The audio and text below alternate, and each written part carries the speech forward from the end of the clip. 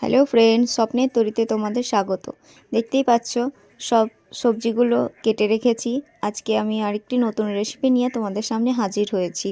আলু, গাজর, বিনস, পেঁয়াজ, লঙ্কা কেটে রেখেছি, এদিকে মটরশুঁটি ছাড়িয়ে রেখেছি, আর আদা রসুন গ্রেট করে রেখেছি।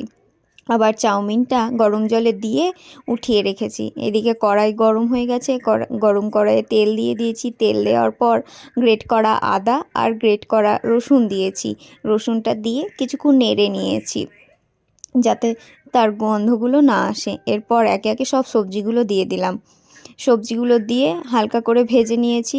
ভাজা হয়ে যাওয়ার পর আর একটু লবণ হলুদ ছিটিয়ে দিয়েছি, দিয়ে আবার একটু ভেজে নিয়েছি। ভালোভাবে ভাজা হয়ে যাওয়ার পর আমি একটা ডিম ফাটিয়ে দিয়ে দিলাম। এবার আরেকটু লবণ ছিটিয়ে দিয়েছি ডিমটার ওপরে, দিয়ে সবগুলোকে একসঙ্গে আবার ভালোভাবে ভেজে নিয়েছি। দেখতেই পাচ্ছ ভাজা হয়ে গেছে। চাউমিনটা দিয়ে দিলাম। চাউমিনের ওপর চাউমিনের মশলাটাও দিয়ে দিয়েছি।